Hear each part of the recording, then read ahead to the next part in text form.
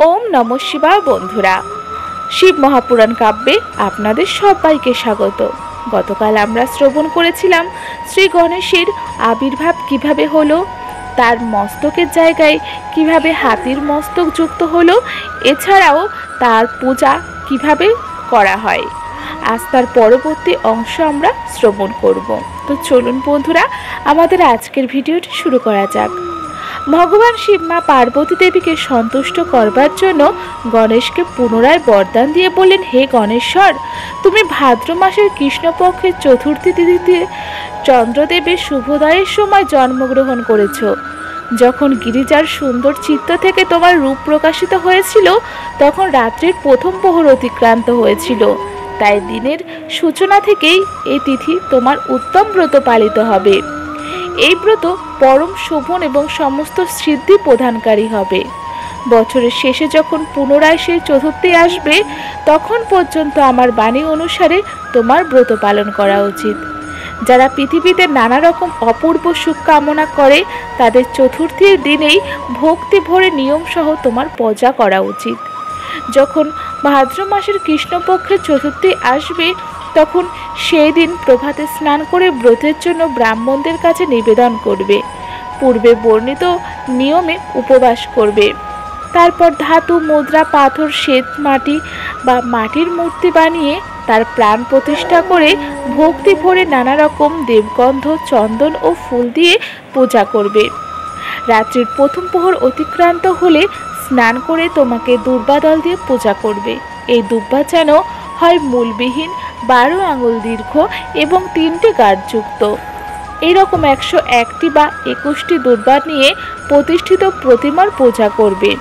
তারপরে ধূপ, প্রদীপ, নানা রকম নৈবেদ্য, তাম্বুল, অর্ঘ্য ও উত্তম খাদ্য পদার্থ দিয়ে গণেশের পূজা করবে এবং স্তব পাঠ করে তার সামনে প্রণাম করবে।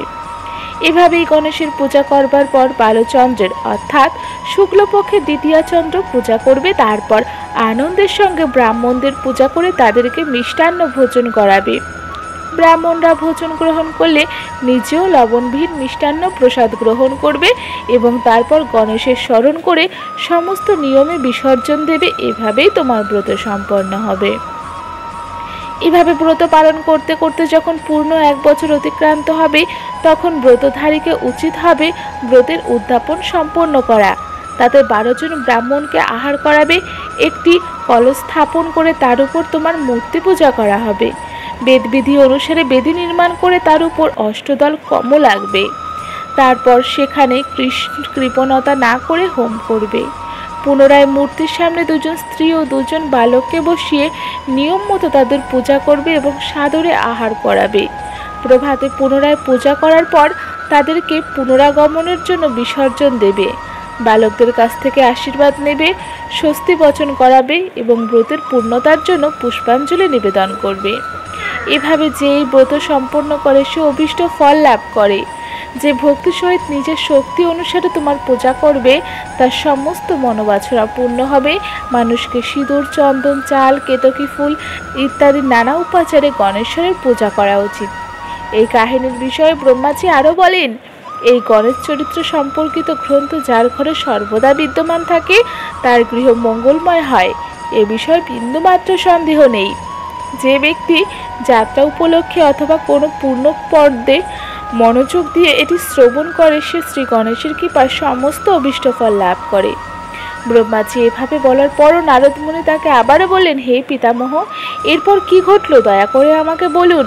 তখন ব্রহ্মাজি বললেন, হে ঋষি শ্রেষ্ঠ, এখন আমি সেই কথা বলছি যা উত্তম মনোযোগ দিয়ে শোনো। শিব ও পার্বতী তাদের 2 পুত্রের বাল্যলীলা দেখে মহাপ্রেমে মগ্ন হতে থাকলেন। পুত্রদের স্নেহ ভরে লালন করার কারণে তাদের আনন্দ দিন দিন বৃদ্ধি পেতে লাগলো। 2 কুমার প্রেম ভরে নানা রকম লীলা করত। তারা 2 জন স্বামী স্ত্রী কার্তিক ও গণেশকে ভক্তিপূর্ণ চিত্তে সর্বদা পিতামাতার সেবা করত। এতে পিতামাতার স্নেহ বহুগুণ বৃদ্ধি পেত, বুদ্ধির উদ্ভব হতো। তুমি যে কথা বলেছ তা একেবারেই সত্য। দুঃখের সময় যার বুদ্ধি উৎকৃষ্ট হয়ে ওঠে, তার দুঃখ তেমন বিলীন হয়ে যায়, যেমন সূর্যোদয়ের সঙ্গে সঙ্গে অন্ধকার মিলিয়ে যায়। যার কাছে বুদ্ধি আছে সেই প্রকৃত শক্তিশালী, বুদ্ধিহীন মানুষের কাছে শক্তি কোথায়? হে পুত্র, বেদশাস্ত্র ও পুরাণে বালকের জন্য ধর্ম পালনের যেসব নির্দেশ দেওয়া হয়েছে তুমি তা সম্পূর্ণভাবে পালন করেছ। আমরা তোমার কথা মেনে নিয়েছি, এখন তার বিপরীতে কিছুই বলবো না। এভাবে বলে তারা দুজনেই বুদ্ধিসাগর গণেশকে সান্ত্বনা দিলেন এবং তারপর তার বিবাহ সম্পর্কিত বিষয় নিয়ে ভাবতে লাগলেন। ঠিক সেই সময় প্রসন্ন বুদ্ধি প্রজাপতি বিশ্বরূপের কাছে শিবজির এই উদ্যোগে সংবাদ পৌঁছালো। সেই প্রজাপতি বিশ্বরূপের দুটি দেবকন্যা সুন্দরী কন্যা ছিলেন, যাদের নাম ছিল সিদ্ধি ও বুদ্ধি। ভগবান শঙ্কর ও গিরিজা আনন্দের সঙ্গে গণেশের বিয়ের আয়োজন করল সেই দুই কন্যার সঙ্গে। বিবাহ উপলক্ষে সমস্ত দেবতারা আনন্দ ভরে উপস্থিত হলেন। তখন শিব ও পার্বতী যেমন মনোবাসনা ছিল সেই অনুযায়ী বিশ্বকর্মা এই বিবাহের সমস্ত আয়োজন সম্পন্ন করলেন। এটি দেখে ঋষি, মুনি এবং সমস্ত দেবতার মধ্যে আনন্দ উদ্ভূত হলো। কিছু সময় পর মহাত্মা গণেশের এই দুই পত্নীর গর্ভ থেকে দুজন বেদ সমান পুত্রের জন্ম হলো। তাদের মধ্যে গণেশ পত্নী সিদ্ধির গর্ভ থেকে জন্ম নিলেন ক্ষেম নামক পুত্র, আর বুদ্ধির গর্ভ থেকে জন্ম নিলেন অতুলনীয় সুন্দর এক পুত্র, যার নাম রাখা হলো লাভ। এভাবেই গণেশ অচিত্ত আনন্দ ভোগ করতে করতে বাস করতে লাগলো। এরপর দ্বিতীয় পুত্র স্বামী কার্তিকের পৃথিবীর পরিক্রমা শেষ করে ফিরে এলেন। যখন নারদ মুনি এসে কুমারকে স্কন্দকে এই সমস্ত সংবাদ শোনালেন, তখন তা শুনে কুমারের মনে গভীর গর্ব ও মহিমা অনুভূত হলো। কিন্তু মাতা পিতা শিবা ও শিব তাকে থামতে বললেন। তিনি সেখানে অবস্থান না করে কৈলাস পর্বত ত্যাগ করে ক্রৌঞ্চ পর্বতে চলে গেলেন। সেই দিন থেকেই শিবপুত্র স্বামী কার্তিকের কুমারত্ব প্রসিদ্ধ হয়ে গেল। তার নাম ত্রিলোকে খ্যাতি পেতে লাগলো। তিনি শুভদায়ক, সর্বপাপহরা, পূর্ণময় ও উৎকৃষ্ট ব্রহ্মচর্যের শক্তি প্রদানকারী। কার্তিক পূর্ণিমার সকল দেবতা, ঋষি, তীর্থ ও মুনি বৃন্দ সর্বদাই কুমারের দর্শনের জন্য ক্রৌঞ্চ পর্বতে যান। যে মানুষ কার্তিক পূর্ণিমা দিনে কৃত্তিকা নক্ষত্রের যোগে স্বামী কার্তিকের দর্শন করে তার সমস্ত পাপ বিনষ্ট হয় এবং মনোবাসনা পূর্ণ হয়। এদিকে স্কন্দের বিরহে উমার মনে গভীর দুঃখ জন্ম নিল। তিনি করুণ সুরে স্বামী শিবকে বললেন, হে প্রভু, আমাকে সঙ্গে নিয়ে চলুন।